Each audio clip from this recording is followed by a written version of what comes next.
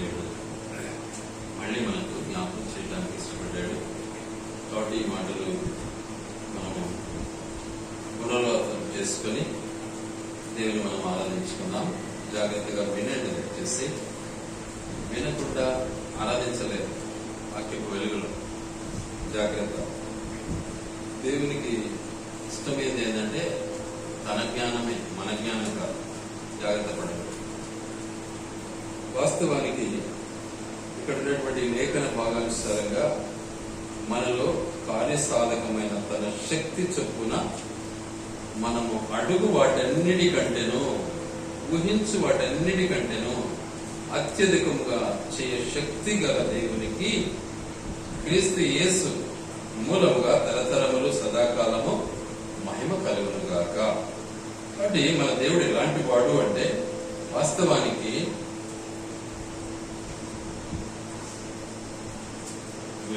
ఊహించలేము, వర్ణించలేము. మన చేత కాదు. అంత శక్తిమంతుడు మన దేవుడు. ఊహించలేము, వర్ణించలేము. అంత శక్తిమంతుడు మన దేవుడు. కాబట్టి ఎలాంటి వాడు అంటే ఒక చిన్న ఉదాహరణ మనం జ్ఞాపకం చేస్తున్నాం. చూడండి, దానియేలు గ్రంథం 3వ అధ్యాయం 17వ వచనం. దానియేలు గ్రంథం 3వ అధ్యాయం 17వ వచనం.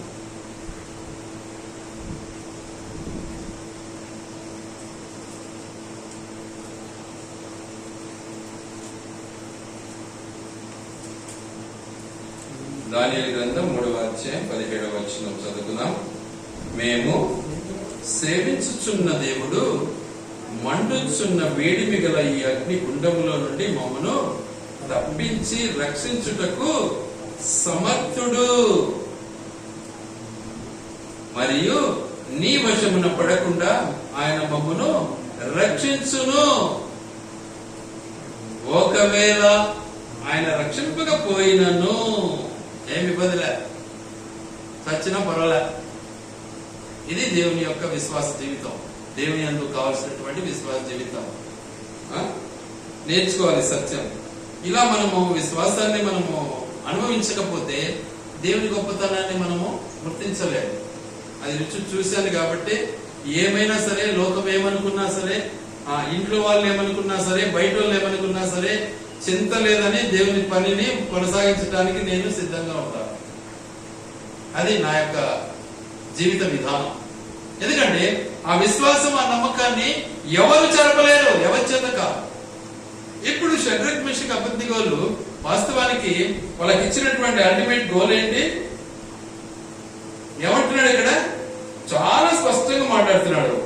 ఆ ప్రతిమకు మేము, ఆ బొమ్మకు మేము మ్రక్కము అన్నారు.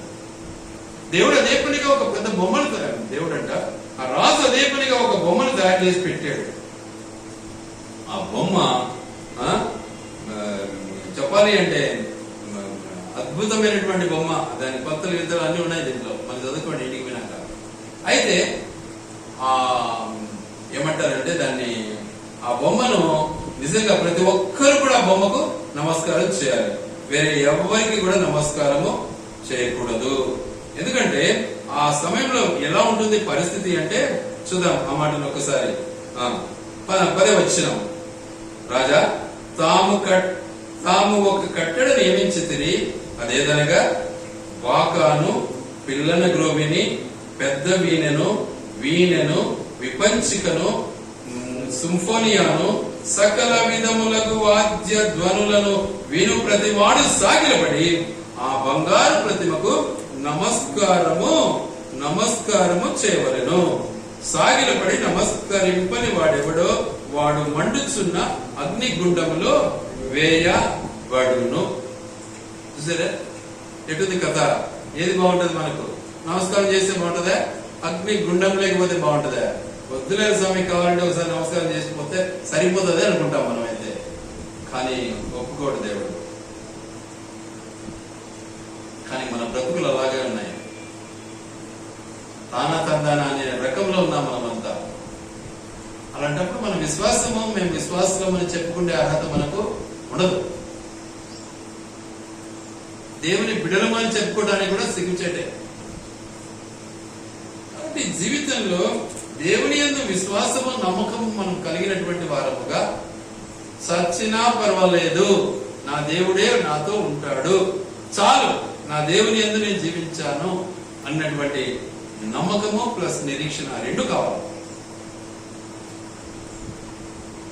అప్పుడే దేవుని బిడ్డవు. అందుకని చాలా స్పష్టంగా మనకు చెప్తున్నాడు, అభయంకరమైనటువంటి ఆ మండుచున్నటువంటి అగ్ని గుండం కూడా మనల్ని ఏం చేసుకోలేదు. నిన్ను నన్ను కాపాడటానికి దేవుడు ఇష్టపడుతున్నాడు. అట్టి దేవుని ఎలా స్తుతించాలి, అట్టి దేవుని ఏం చేస్తే ఆయనకు ఘనత కలుగుతుంది ఆలోచించు ఒకసారి. నీ స్వనీతిని స్వబుద్ధిని ఆధారం చేసుకొని, నీ మనస్సును ఒక పక్క పెట్టుకొని, నీ యొక్క ఆలోచనలు మరొక పక్క పెట్టుకొని దేవుడా తండ్రి అంటే సరిపోతుందంటారా?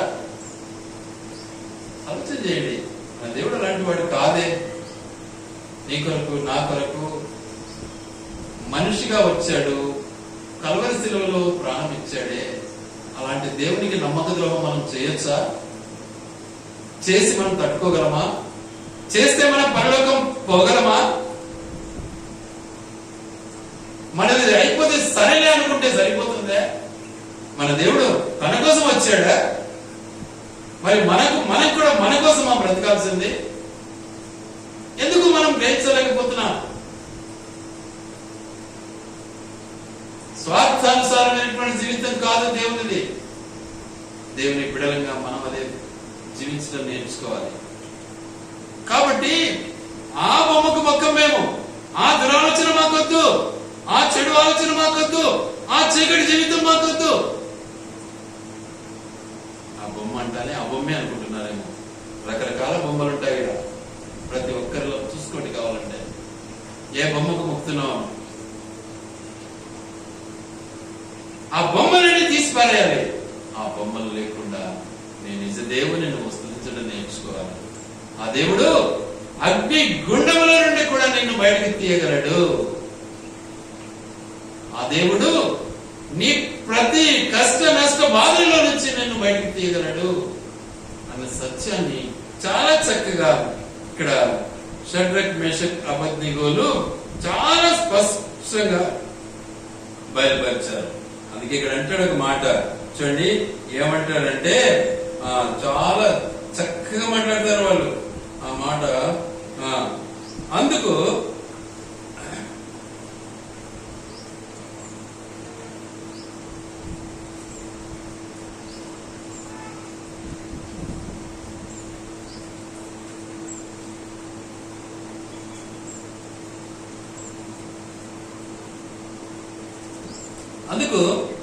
వాళ్ళు అన్న మాట ఏంటంటే,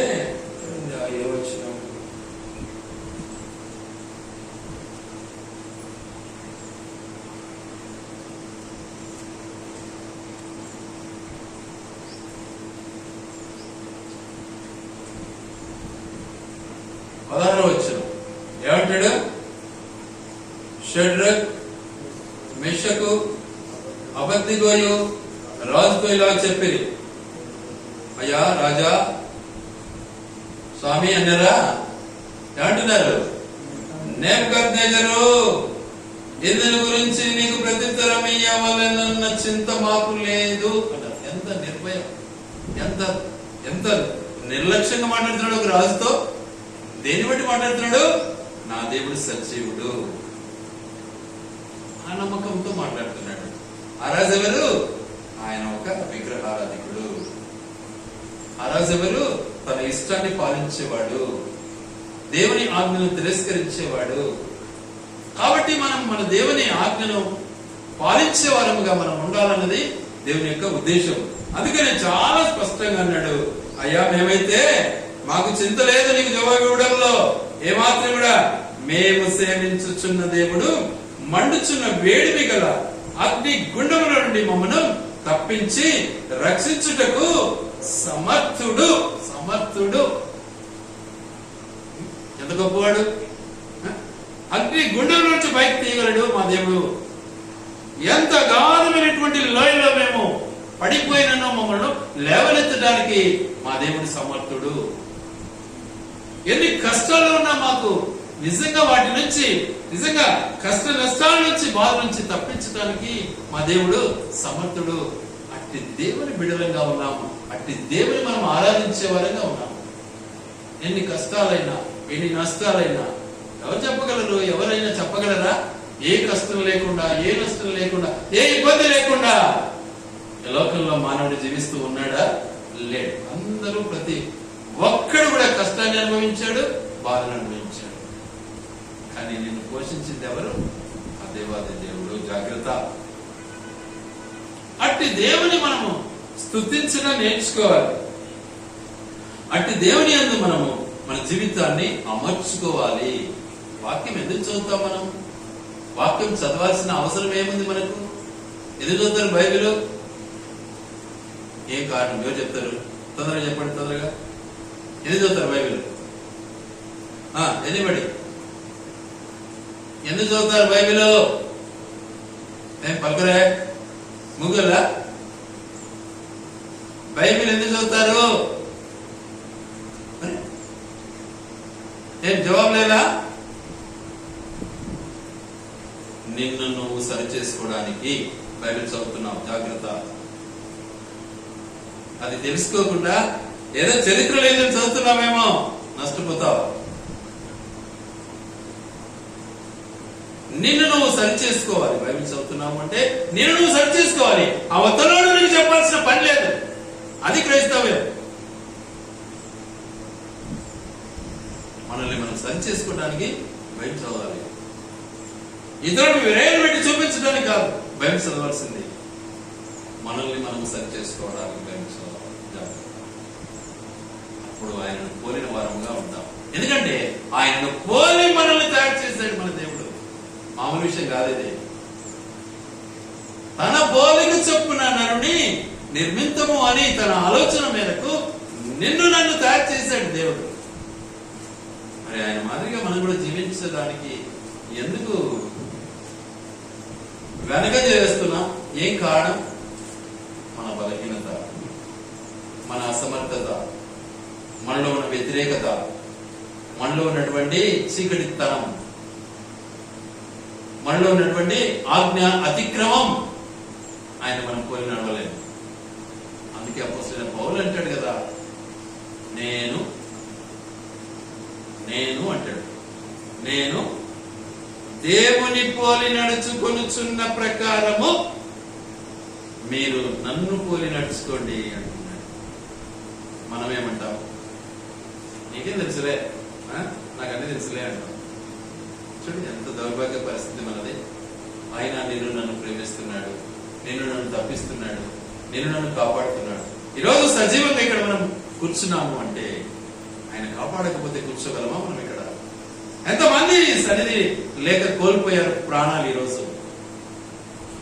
మరి మనల్ని దేవుడు సజీవంగా ఉంచాడే, ఆలోచించు ఒకసారి. చాలా మంది ఇలాంటి సన్నిధికి వాయిదాలు వేసి వెళ్ళిపోతూ ఉంటారు ఇతర కార్యాలకు. అవి చాలా ఇంపార్టెంట్ అనుకుంటూ ఉంటారు. నా దృష్టిలో ఎన్నటికీ ఇంపార్టెంట్ కాదు. అదే సత్యం. షడ్రక్, మేషక్, అబద్ధిగోలు ఏమంటున్నారు? చాలా స్పష్టంగా మాట్లాడుతున్నారు. అయ్యా ఈ గుండం ఎంత అయ్యా మా దృష్టికి? మా దేవుడు కావాలంటే గుండంలో మమ్మల్ని కాపాడుతాడు, కాపాడకుండా చచ్చిపోతాము అంతే.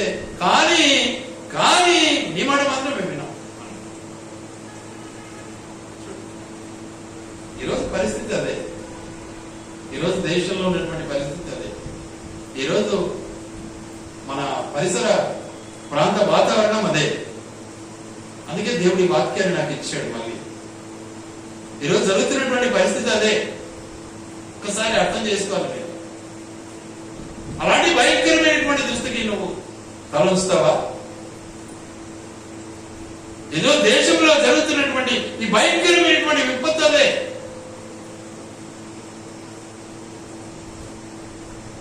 ఆలోచించుకో ఒకసారి. నాడు మన ఇజ్రాయేలీలకు వచ్చినటువంటి సంభావము ఈరోజు మన దేశానికి వచ్చింది. మరి నువ్వు ఏ దృష్టిలో ఉన్నావో, ఏ ఆలోచనలో ఉన్నావో ఒకసారి ఆలోచించుకో. కానీ నిన్ను రక్షించడానికి సమర్థుడు మన దేవుడు, ఆ బొమ్మ కాదు. ఈరోజు ప్రజెంట్ పొజిషన్, ప్రస్తుత పరిస్థితి, ఇదే సిచ్యువేషన్ లో ఉన్నాం మనం. ఆలోచించుకోండి ఒకసారి, ఏది బాగుంటుందో.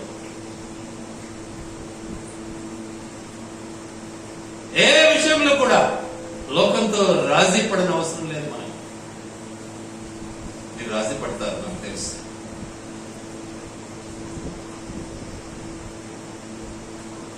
కానీ లోకంతో నువ్వు రాజీ పడితే దేవుడితో ఎలా రాజీ పడతావు? ఆయన ఏమన్నా రెండు విధాలుగా నడిచేవాడు అనుకున్నారా? నో, ఆయన పరిశుద్ధుడు. ఆయన మాట మార్చేవాడు కాడు. కనుక మన జీవిత విధానాన్ని మనం సరి చేసుకున్నాం. మన దేవుడు మనల్ని రక్షించడానికి సిద్ధంగా ఉన్నాడు. మన దేవుడు మనల్ని కాపాడటానికి సిద్ధంగా ఉన్నాడు. అట్టి స్థితికి మనము అలవాటు పడినట్లయితే, మనల్ని మనము సరి చేసుకున్నట్లయితే దేవుడిచ్చే భాగ్యం చాలా గొప్ప. అందుకే వాక్యం ఏమంటుంది అంటే, లూకా సువార్త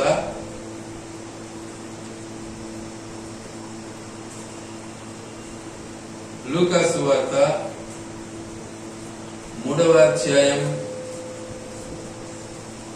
17వ వచనం చదువుకుందాం అందరం కలిసి. ఆయన చేట ఆయన చేతిలో ఉన్నది. ఆయన తన కళ్ళమును బాగుగా శుభ్రము చేసి తన కొట్టులో గోధుమలను పోసి ఆరని అగ్నితో పొట్టు కాల్చివేయునని అందరితో చెప్పెను. ఏమంటారు? మనం గోధుమలా ఉందామా, పొట్టులా ఉందామా? చూసుకోండి ఒకసారి. ఆయన తలుచుకుంటే పొట్టును కాలుస్తాడు, గోధుమలు పొట్టులో పోస్తాడు. గోధుమలు నీతిమంతులు, గోధుమలు విశ్వాసులు, గోధుమలు ప్రభువును అంగీకరించిన వారు. పొట్టు అన్ని జనాంగం, పొట్టు సైతాను క్రియలు, వాటిని అగ్నిగుండంలో వేస్తాడు. ఇప్పుడు బిడ్డలు నిజంగా ముగ్గురు పడద్రోయబడ్డారు, అగ్నిగుండంలో కాల్చబడ్డారా? ఆ అగ్నిగుండంలో వేయడానికి పోయిన వాళ్ళు కొందరు కలిపినారు, కానీ వీళ్ళు కాదు. ఆ తరువాత వాళ్ళని బయటికి తీసిన తర్వాత చూస్తే వాళ్ళ బట్ట కూడా కాలినట్లుగా వాసన లేదట అని వాక్యంలో రాయబడింది. మరి చదువుకోండి ఇంటికి పోయినాక. కానీ నిన్ను దేవుడు అలా కాపాడాలని ఇష్టపడుతూ ఉంటే ఆ దేవుని నువ్వు ఆరాధించలేవా? ఆ దేవుని నువ్వు స్తుతించలేవా? అట్టి దేవుని నువ్వు కొనియాడలేవా? అట్టి దేవుని నువ్వు ప్రకటించలేవా? కాబట్టి నీ బ్రతుకును ఒక్కసారి జ్ఞాపకం చేసుకో. నీ ఆలోచన ఒక్కసారి వాక్యపు వెలుగులో సరి చేసుకో. అది దేవుని యొక్క ఉద్దేశం. కనుక మన దేవుడు ఏమంటున్నాడు? 8వ వచనం, లూకా సువార్త 3వ అధ్యాయం 8వ వచనం చదువుకున్నాం. మారు మనస్సుకు తగిన ఫలములు ఫలించుడి. అబ్రహాము మాకు తండ్రి అని మీలో మీరు అనుకుని మొదలు పెట్టుకోనవద్దు. దేవుడు ఈ రాళ్ల వలన అబ్రహామునకు పిల్లలు పుట్టింపగలనని మీతో చెప్పుచున్నాను. చూసారా ఎంత శుభ్రంగా ఉందో, ఎంత క్లియర్ గా ఉందో. అబ్రహాము వాస్తవానికి ఎవరండి? మొట్టమొదట ఆయన ఒక విగ్రహాధికుడే. అబ్రహాము బొమ్మలు తయారు చేసి అమ్ముకునే జీవితం అలది ఒకప్పుడు. కానీ దేవుని భక్తి కలిగినటువంటి వాడు. అయితే నిజ దేవుని తెలుసుకోవటంలో ఎంత టైం పట్టింది ఆయనకు? దాదాపు 75 సంవత్సరాలు పట్టింది ఆయన వయసు. 75 సంవత్సరాల్లో దేవుడు ఆయన్ను కలిశాడు. అబ్రహామా, నువ్వు ఇవన్నీ వదిలిపెట్టు అన్నాడు. ఏంటేంటి? మీ అమ్మను, మీ నాయనను, మీ అన్నను, మీ తమ్ముని అందరిని వదిలిపెట్టు. నీ ఆస్తిని, నీ అంతస్తును అన్ని వదిలిపెట్టు. నేను చెప్పుతున్నటువంటి ఆ స్థలానికి నువ్వు వెళ్ళు అన్నాడు. ఎక్కడికి అడిగాడా? అడగలే. మనమైతే ఏం చేస్తాం? ఎక్కడికి? ఎందుకు? ఏం పని చెప్పు, ముందు చెప్తే కదా. చూసుకోండి, మనలో విశ్వాస జీవితంలో ఎంత తేడా ఉంటుందో ఒకసారి ఆలోచించాలి. ఎక్కడికి? ప్రశ్న వచ్చింది అక్కడ ఏమన్నా? కానీ మన బ్రతుకులు అన్ని ప్రశ్నలే. నీచమైన బ్రతుకు మనది, అడుగడుగున ప్రశ్నే మనకు. మన దేవుని బిడ్డలమేనా? ప్రశ్నించే మన బ్రతుకు దేవునికి ఇష్టమైనదా?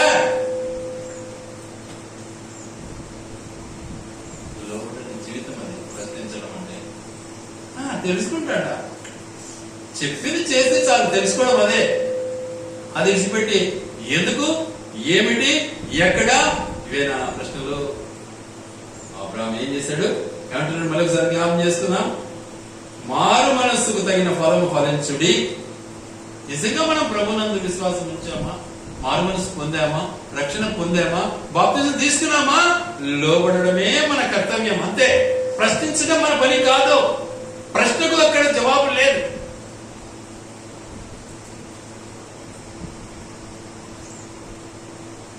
కాబట్టి ప్రశ్నార్థకమైన జీవితం మనలో ఉండకూడదు. అందుకని అబ్రాహాము నిజంగా ఏం చేశాడు? అబ్రాహామును అయ్యా అబ్రాహాము నడువు అన్నాడు, అంతే. నడిచాడు. ఎక్కడికి వెళ్ళా, ఎందుకు వెళ్ళా, ఎంత దూరం అని కూడా అడగలే. నువ్వు నడువు అన్నాడు, అంతే. నడిచాడు. మన బ్రతికేంటి? మనం నిజంగా అబ్రాహాము లాంటి వారమా? విశ్వాసులమా, అవిశ్వాసులమా? ప్రశ్నించుకోవాలి. ఆ ప్రశ్న కావాలి మనకు, ఇతరులను ప్రశ్నించడం కాదు. మనల్ని మనం ప్రశ్నించుకోవాలి. అదే క్రైస్తవ జీవితం అంటే, ఇతరులను ప్రశ్నించడం కాదు. అందుకే ఒక భక్తుడు అంటాడు, ఇతరులను ఎప్పుడు వేలుపెట్టి చూపిస్తా జీవిస్తున్నావు అంటే నీ బ్రతుకు ఏమైతుంది? అంతే. కానీ బ్రతుకంతా అంతే, నువ్వు ఎప్పుడు బాగుపడవు అంటాడు. సెల్ ఆడింది తీసి చూపించింది.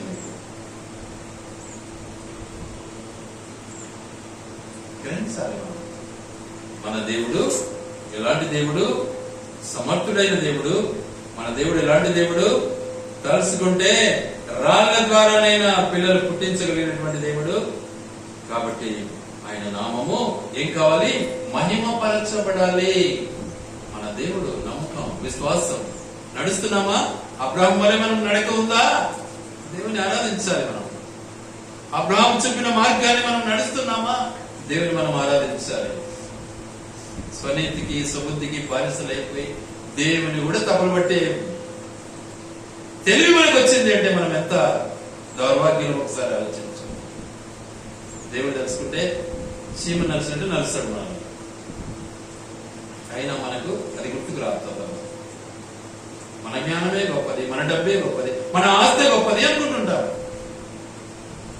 ఏం లేదది. కాబట్టి ప్రభువులో మనం కొనసాగటానికి దేవుని ఆజ్ఞకు మనము ఏం కావాలా? లోబడిన వారముగా అబ్రహాము వలె నడిచే వారంగా మనము ముందుకు సాగాలి. అప్పుడు దేవుడు ఏం చేస్తాడు? నిన్ను అబ్రహామును ఎక్కడ నడిపించినాడు? పాలు తేనెలు ప్రవహించే దేశానికి నడిపించినాడు. ఇప్పుడు ఆ దేశాలు యుద్ధాలు జరుగుతుంటే ప్రపంచమంతా వణికిపోతా ఉంది. కారణం పాలు తేనెలు అక్కడి నుంచే కదా మనకు వచ్చేది. ఇప్పుడు అవి దేశాలు యుద్ధం జరుగుతూ ఉంటే మన పరిస్థితి ఏంటి? ఎందుకు పెట్రోల్ పిరమైపోయింది? ఎందుకు డీజిల్ పిరమైపోయింది? ఎందుకు ధాన్యాలు పిరమైపోయినాయి? ఎందుకు రకరకాల మరి మంచి పదార్థాలన్నీ పిరమైపోతున్నాయి? కారణం ఇదే, యుద్ధాలే. ఎక్కడో కాదు, అక్కడ జరిగింది ఇక్కడనే. అది తెలియక మూర్ఖంగా మాట్లాడుతుంటారు చాలా మంది. వీడొచ్చింటే పిరమైపోయింది, వాడు పోయింటే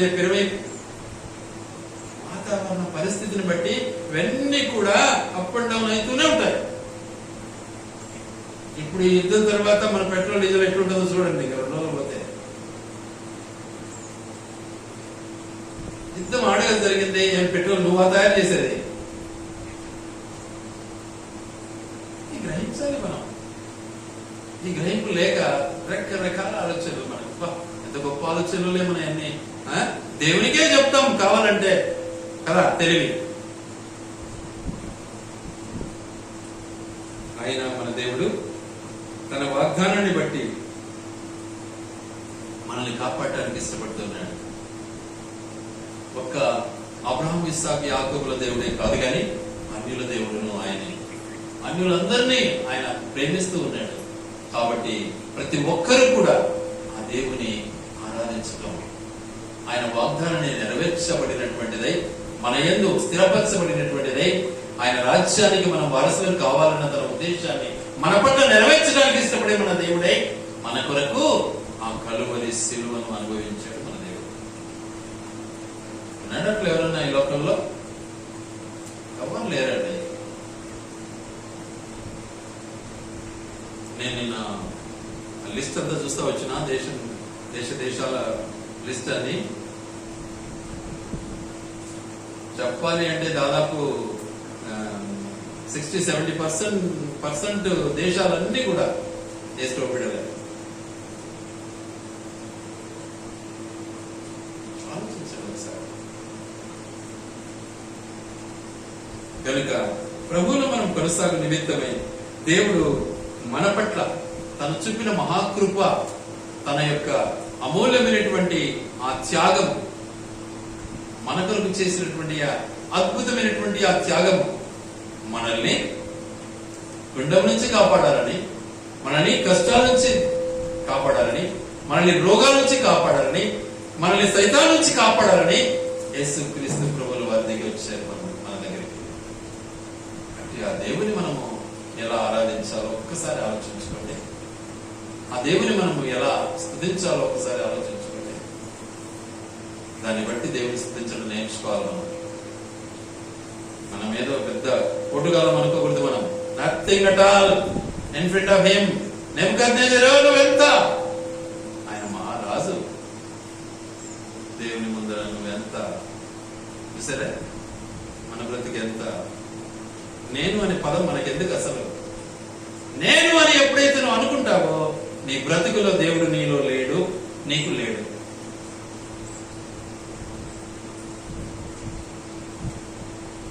ఈ సత్యాన్ని ఎరగాలి మనం.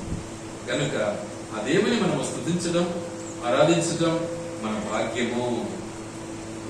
ఎందుకంటే ఆయన ఏమై ఉన్నాడు? మనకు సమస్తమై ఉన్నాడు, సమర్థుడై ఉన్నాడు.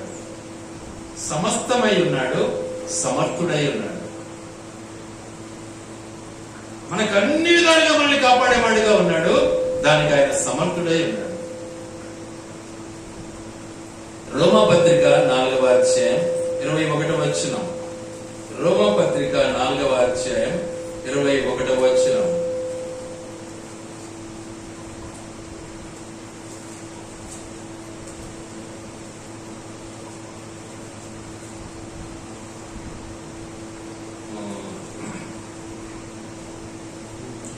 దేవుని మహిమపరచి ఆయన వాగ్దానము చేసిన దానిని నెరవేర్చుటకు సమర్థుడని రూఢిగా విశ్వసించి విశ్వాసం వలన బలమునందని. ఎవరు? అబ్రహాము. ఎవరు పొందాడు? అబ్రహాం పొందాడు.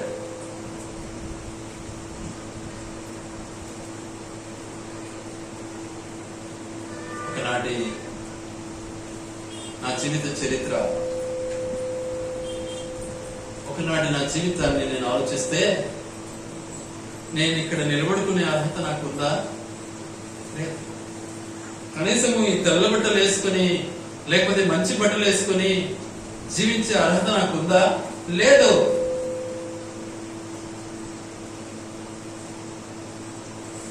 కానీ ఆ దేవాది దేవుడు ఈ అర్హత నాకు ఇచ్చాడంటే ఎంత గొప్ప దేవుడు ఒకసారి ఆలోచించు. ఇట్టి నా దౌర్భాగ్య స్థితి నుంచి నా దేవుడు ఈ స్థితిలోనికి నన్ను తీసుకొచ్చాడంటే ఆయన యొక్క నిజంగా నిజ స్వరూపాన్ని నేను ఆలోచిస్తే నిజంగా దేవుడు నన్ను ఎంత ఎంత అద్భుతంగా ఈ స్థితికి తీసుకొచ్చాడు నేను ఊహించాలి. అసలు నాకు అసలు ఎంత ఏమంటారు, దేవుని పట్ల ఎంత జ్ఞానం అయితే లేదు. చిన్నప్పటి నుంచి తల్లి నాకు బోధిస్తా ఉంది, నడిపిస్తా ఉంది. కానీ నా పరిస్థితిని బట్టి ఒకసారి ఆలోచిస్తే నా జరిగిన సంఘటన మేరకు నేను రాలేను. అసలు ఆ పరిస్థితుల్లో మీరేంటంటే బహుశా అక్కడే ఉండిపోదులేము. కానీ నా దేవుడు నిజంగా భయంకరమైనటువంటి ఊబిలో నుంచి బయటికి తీసుకొచ్చాడు. దాన్ని నేను ఎలా మర్చిపోవాలి?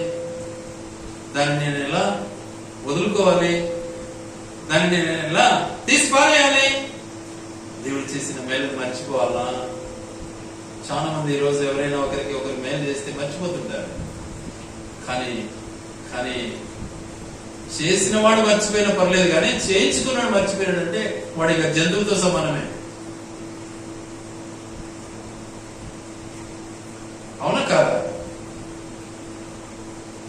ఎవరి ద్వారా మేలు పొందాడు అన్న సత్యాన్ని పొందిన వాడు మర్చిపోయినాడు అంటే వాడు జంతువుకు వాడికి ఏం తేడా లేదు.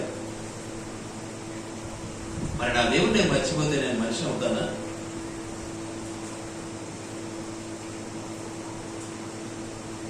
ఆలోచించాలి ఒకసారి. నేను పడిన కష్టం నా బిడ్డలు పడకూడదు అన్నటువంటి తాపత్రయం నాలో ఎప్పుడు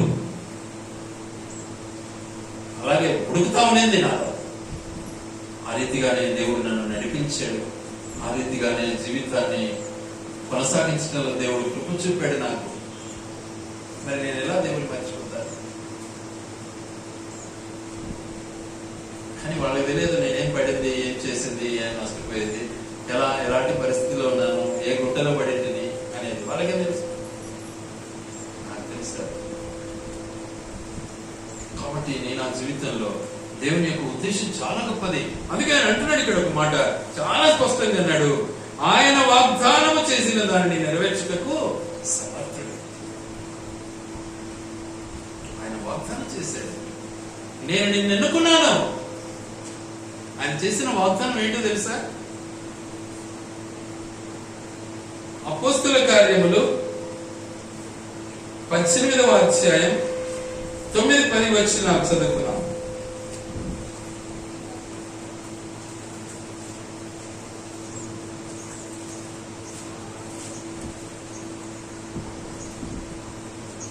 రాత్రి వేళ దర్శనమందు ప్రభు నీవు భయపడక మాట్లాడము, మౌనముగా ఉండకము, నేను నీకు తోడై ఉన్నాను, నీకు హాని చేయుటకు నీ మీదికి ఎవడనో రాడు, ఈ పట్టణంలో నాకు బహుజనం ఉన్నదని పౌలుతో చెప్పగా. చూసారా, వాగ్దానం ఇచ్చాడు దేవుడు. అయ్యా నా చేత కాదు, నేనైతే పనికి రాను, నువ్వు ఆ మాట అనకూడదు నువ్వు అంటాడు దేవుడు. చూడండి దయచేసి ఇర్మియా గ్రంథం 1వ అధ్యాయం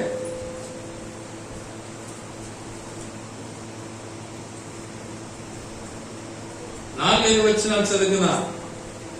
యెహోవా వాక్కు నాకు ప్రత్యక్షమై ఇలాగు సెలవిచ్చాను, గర్భములో నేను నిన్ను రూపింపక మునిపే నిన్నెరిగి తిని, నీవు గర్భము నుండి బయలుపడక మునిపే నేను నిన్ను ప్రతిష్ఠించి తిని, జనములకు ప్రవక్తగా నిన్ను నియమించి తిని. చూసారా, ఆయన వాగ్దానం ఇది. అయ్యో నాకు చేత కాదు, అయ్యో నేను చేయలేను, నేను బాలుడనే అన్నందుకు ఆయన సెలవిచ్చిన మాట ఏంటి? చాలా స్పష్టంగా చూడండి 6వ వచనం. అందుకు అయ్యో ప్రభు యెహోవా చిత్తగించుము, నేను బాలుడనే, మాట్లాడక నాకు శక్తి చాలదని నేననగా యెహోవా నాకు ఇలాగ సెలవిచ్చెను, నేను బాలుడనవద్దు, నేను నిన్ను పంపు వారందరి యొద్దకు నీవు పోవలెను, నీకు ఆజ్ఞాపించిన సంగతులన్నీ చెప్పవలెను, వారికి భయపడకుము, నిన్ను విడిపించుటకు నేను నీకు తోడై ఉన్నాను. దే యెహోవా వాక్కు. సరే, విడిపించేవాడు ఆయన, కాపాడేవాడు ఆయన. అలాంటి ఆ దేవుని మనం ఎలా మర్చిపోదాం? ఆ మాటలు ఎలా మనము విస్మరిస్తాం? ఆ మాటకు ఎలా మనం లోబడకుండా జీవిస్తాం? అట్టి దేవుని మనం ఎలా మర్చిపోతాం? అట్టి ఆ దేవుని మనము ఎల్లప్పుడూ స్తుతించడం నేర్చుకుందాం, ఆరాధించడం నేర్చుకుందాం. ఆయన స్తుతి పాత్రుడు, ఆరాధనకు అర్హుడు. కాబట్టి ఏ భయంకరమైనటువంటి బాధలో గాని, వేదనలో గాని, చీకట్లో గాని, అగ్నిలో గాని, మరి భయంకరమైనటువంటి వరదలో కానీ నిన్ను కాపాడటానికి ఆయన సమర్థుడిగా ఉన్నాడు. భయంకరమైనటువంటి వరద మనం 20, 21, 22 సంవత్సరాల్లో మనం చూసాము. ఆ వరదలు ఎంతమందో కొట్టుకుపోయారు. మనల్ని కాపాడాడు దేవుడు, సజీవం ఇచ్చాడండి. ఎలా మర్చిపోతా ఉన్నాం?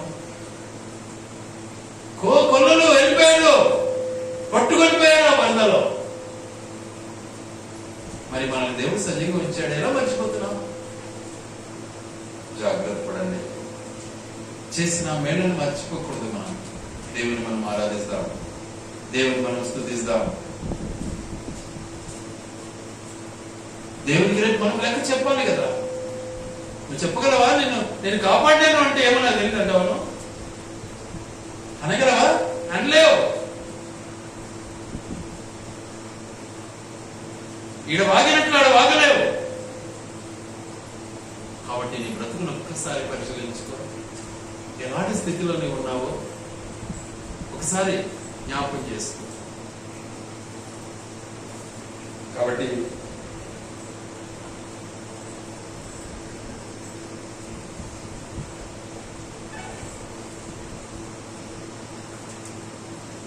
మన దేవుడు నిజంగా ఒక మాట చెప్పి ముగిస్తాను.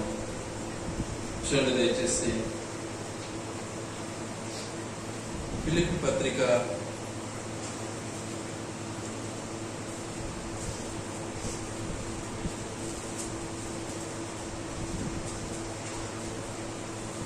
3వ అధ్యాయం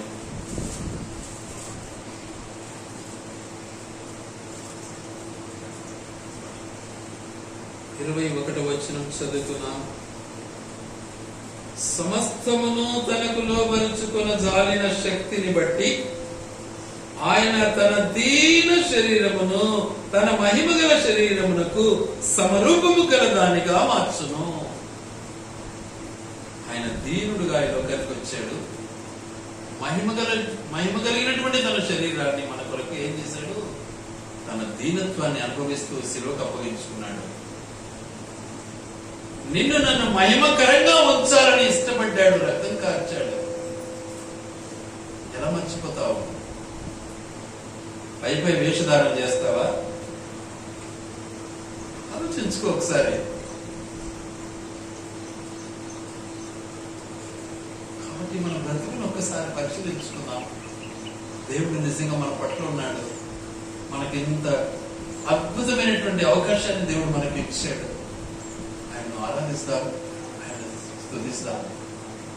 కాబట్టి చెప్పబడినటువంటి రీజన్స్ అన్ని కూడా మీరు జ్ఞాపకం చేసుకుని దేవుని ఆరాధించడం ప్రారంభించండి. దేవుడి మాటలు ఆయన వినికిడిలో దీవించి ఆశీర్వదించును గాక.